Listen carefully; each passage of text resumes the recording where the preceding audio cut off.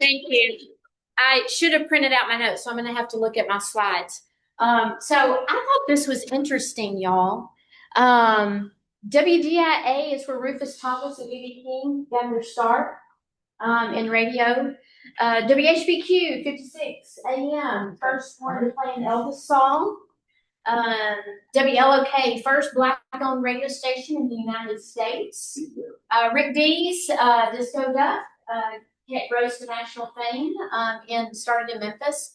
My mentor, Kirby Confer, he is my radio mentor. He lives actually outside of Charlotte now. He was the first person to put country on FM radio on Kissin' and Little Rock. Fun fact, his attorney was Hillary Clinton. He founded Kicks 106, which is featured in Ken Burns' documentary. And he also invented the frog brand. So a lot of really rich radio history here in Memphis. Oh gosh, I cannot look at that camera. Okay. All right. Does anybody remember the dancing guy in front of the world? It was a really popular commercial. People still ask me about it today. So anyway, I have been in radio since January 10th, 1985. My first boss was one of Rick Dees' ex-wives. All right, next slide. Okay, whatever you do, I can advertise. I can't advertise. I can't get response for you if you have a weak offer.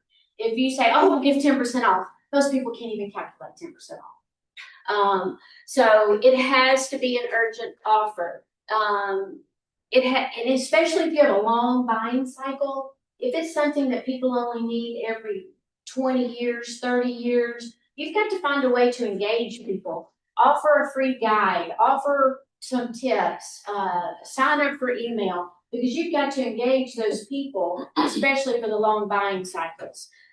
Because when they get to that point where they have the, elderly parent who needs something or whatever, they need to think of you, and you've got to figure out a way to be top of mind. My pro tip on this slide is, you got to be awesome at this. One of my favorite questions to ask people is, because I said, what do you want to say in your radio ad? And they go, blah, blah, blah, blah, blah, for 10 minutes. You don't have 10 minutes. Nobody's going to listen to you for 10 minutes. So what I like to ask people is, if you could stand in your competitor's doorway and you had 30 seconds to tell them to get in their car, drive across town, and come see you, what would you say? You guys would be awesome at that. So it's a good way to think about your elevator speech. I won't go on any more on that because you guys are good at that. All right. When the right message is aimed at the right audience enough times, advertising works. Whether you're doing any kind of advertising, the right message has to be aimed at the right audience, and you have to be consistent about it. And my pro tip on this one is, yes, we already talked about the buying cycle. Okay, so memorable tagline. Memorable tagline. You need to have a tagline. If you don't have one, I think a lot of you do. You guys are all really well trained. So come up with something that makes liberty, liberty, liberty. What does that make you think of? Liberty Mutual. Liberty Mutual. That's right. That's right. That's a good tagline, right? Liberty, liberty, liberty. You're in good hands. There you right? go. Right. All things. Right. Yeah. Okay. $10 a better is worth. Okay, and to your point, we have a personal liability. Call it. Yeah, You don't have it. All right, next slide. All right, the message. All right, marketing fails. Okay. Okay. Remember, some of you are old enough to remember, but I used to be a media buyer, and if we wanted to reach the fishing audience, we would buy ads in a fishing magazine, right? So radio's the same way. If you are, don't ask. This is the worst question to ask. How many listeners do you have? We all have listeners. Okay, we all have listeners. The right question to ask is, who's listening to your radio station? What resonates with them? How can I speak to them? Who's getting results? What does their ad sound like? And can I talk to them? Those are the right questions to ask. How many listeners? Now, do you really think that somebody is out there on the interstate count how many people are listening to the radio. No. But in the world we live in today, if you advertise if you advertise on YouTube, or you can see how many emails are opened, what the click-through rate is. We're all used to those statistics in today's world. Well, in radio, I'm going to tell you, it is impossible. If anybody tells you I have 13,201 listeners, they're lying. Because there's no way to know that. The question to ask is, how can I connect with your audience? And what do I need to say to them, and what's working? The pro tip on that one is, yes.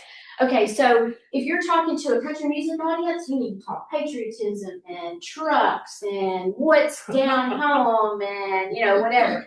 If you're talking to a rock audience, you need to have an energetic message. Now, the tagline can be the same, the offer can be the same, but you need to speak to them in a way that resonates with them with the energy of the station. Does that make sense? Yeah. So, back in the day, we had easy listening stations, elevator music. You don't want to come to the monster truck, on an easy listening station. You want to fit the format, but you also want to stand out. Does any of that make sense? Yeah, Okay. sure does.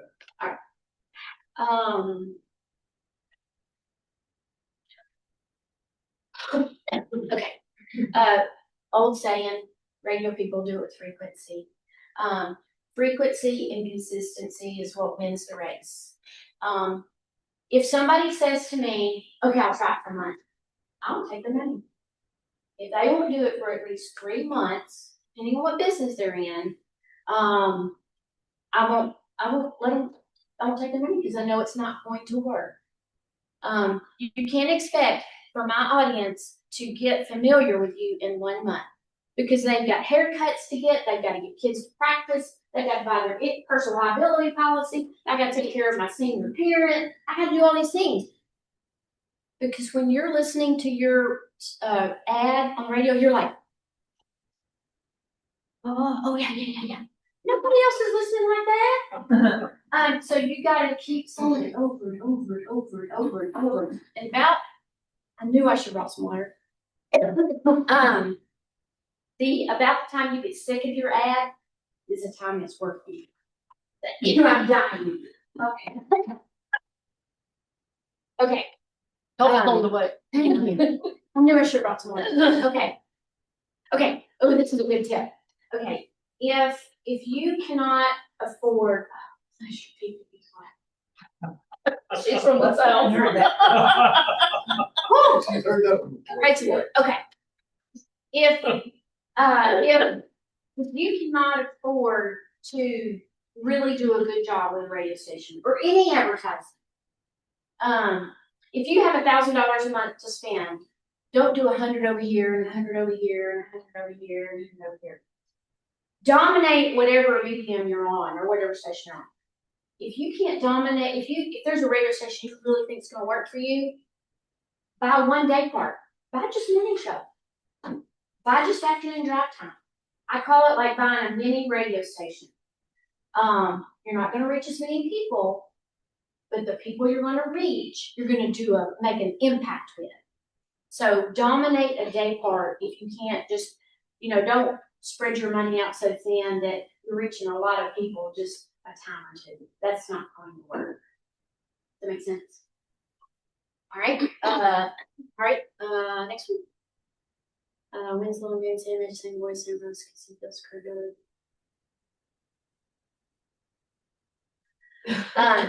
So if I hear your name on the radio,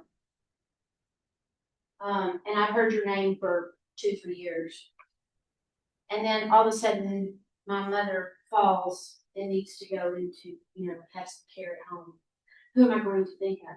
Person you wrote? Yeah. Who am I going to trust? Because Don't care with a heart. they just be legit on the radio. I don't know if that makes sense to me, but it does in people's minds. Also, too, if you've been advertising, and if whether this is billboards or whatever you're doing, and then you cold call somebody, something in their brain clicks. Like, oh yeah, I've heard of it. That makes sense. So advertising builds trust and familiarity. Right? And the pro tip is use a donut. Oh, okay, this is a good one. All right. So you want to have a consistent message. You don't want to be changing your message. Have you ever noticed that when McDonald's advertises, they have the Egg McMuffin on the billboard, and they have the Egg McMuffin on their TV ad, and they have the Egg McMuffin on their radio ad? It's the same thing everywhere, right? So you want to do the same thing. So if you want to maintain consistency, but maybe change up your offer a little bit, you can do a donut. Have the intro and the outro the same, like the same 10 seconds in the beginning, same 10 seconds at the end, and change up the middle 10. You know, maybe it's, you know, you've got 2-for-1 burgers today, or, you know, next week it's free dessert or something. So use the donut ad. And that'll work across all your radio stations too. So it allows you consistency, but also flexibility. All right, next. Call to action. You have to have a call to action. I don't care if it's a billboard. I don't care if it's an email. I don't care if it's a radio ad. You have to have a call to action. What are you going to do to get people to engage with you? Do you want them to call? Do you want them to follow you on social media? Do you want to sign up for your email newsletter? Do you want to call you for rates? I see so many social media ads that have no call to action. I see outdoor boards. If you ever want to do an outdoor board, please call me. There's so many bad outdoor boards out there that just makes me crazy. The outdoor boards, your logo should take up 25% of the board. Okay, please. You're wasting your money because you have 3 seconds. Don't ever buy left read, buy right read. Ride the boards. Make your rep take you out there and show you the boards, because that tree may have grown up. They may have taken that picture of that board 10 years ago, but now there's a tree growing in front of it. So ride the boards. All right, the pro tip on this one is, you know how sometimes you listen to an ad and kind of get their attention halfway through, and then at the very end it's like, who's that? What are they talking about? Oh, you don't even know. So the last words on the ad should be your business name and the call to action. There was an ad on the radio in the month of December. I'm not gonna say who it was. The guy said his name and where he was from. The very, very beginning. That's the only time he said the name of the business. I was just, it's wasting money. Don't do that. You should end the ad with your business name and the call to action and how to engage with you. All right, next. Let's see. Give my emotion. Okay. Be creative. If you own a shoe store, if you don't get their attention in the first 5 seconds, don't do it. If you own a shoe store, you know what I'd say? Put your feet up to the radio. I have something to tell them. What? What are you gonna tell my feet? Now that's attention getting. Yeah. A lot of times when I say, okay, you know, what's the best thing about your business? Oh, service. No, it's not. I've been in the store 10 times calling on you, and none of your salespeople have walked up to me and engaged with me yet. You don't have good service. And if you're advertising, we have the best blah, blah, blah, and I walk in there, you gotta back it up. Don't tell me radio doesn't work when you got crappy service. I'm just telling you the truth. I'm just telling you. All right, and the pro tip is, okay, I already did that one. All right, next slide. Mnemonic devices. Okay, my mentor, Kirby Comfort, went on an African safari. He was on an African safari with some Disney Imagineers. He was all excited about this new froggy brand he has. And they said, well, do you have a mnemonic device? What's a mnemonic device? This guy's multi-millionaire, on stations all over the world. Taylor Swift's dad used to work for him. I could go on and on. Never graduated high school. And, he goes, what's the new mighty advice? And they're like, so out of that trip was born Froggy. It was the froggy horn. Thank you. So, so you've got to have something that's associated with your business. I don't know. I forgot my speaker, y'all. I'm sorry. We had a funeral come up this Can week. you play it close to over? Oh, well, this right here. Yes. Where the Okay. mic is. All right, I'll play here and then I'll play it for y'all. So your ad has to be memorable. It's time to call Robbie to the rescue. If your lines need a plugging, what should you do? You better call Robbie to the rescue. Call septic tank and I'll fill line too. It's time to call Robbie to the rescue. If your husband tried to fix it but he doesn't have a clue, it's time to call Robbie to the rescue. The lies and the clutter and the one for you. His name is Robbie to the rescue. Let Robbie to the rescue in Paris. Rescue you. 731-642-4870. If your husband tried to fix it and messed it up, call Robbie to the rescue. Now that ad, we got complaints all the time that ad was so annoying. But guess what? If I had a plumbing problem, I knew to call Robbie to the rescue. Got to have something attention getting. Again, if you're doing an outdoor board or a social media post or anything, it's got to punch through. And you got multiple repetitions. Yes. I like that. Yeah. Let's see. All right, and the pro tip is my baloney has a first name and it's C-A-R. My baloney has a second name, it's M-E-Y-E-R. perfect. Yeah. Now, Domiciled in Madison, When's- Wisconsin, when was the last time you heard that ad? 25 years ago. All right, next. All right, go ahead. All right, let me kill your Weeds. All right, go. This is Tom Bodette. I'll leave the Light. All right, go. 901-3, it's 362-3333. What did you order? Pizza. Pizza. That's right. Do you know how long ago that's been since they ran that? Where's Years. Where's the Where's the beef? Got Milk. milk? All right. Why do those things stick? Right. Right. I used to work for an ad agency, and people get paid to go in a room. I was like 19-year-old at the time. People get paid to go in a room and think of ideas, and I just thought that's amazing. And that's their job, is to come up with new, fresh ideas. Well, sometimes it's good to just stick with the, same thing. All right, next. Oh, okay. All right. You must have a good digital storefront. Thank you. In today's world, you have to have a good online presence. Facebook is not a website. Get a website.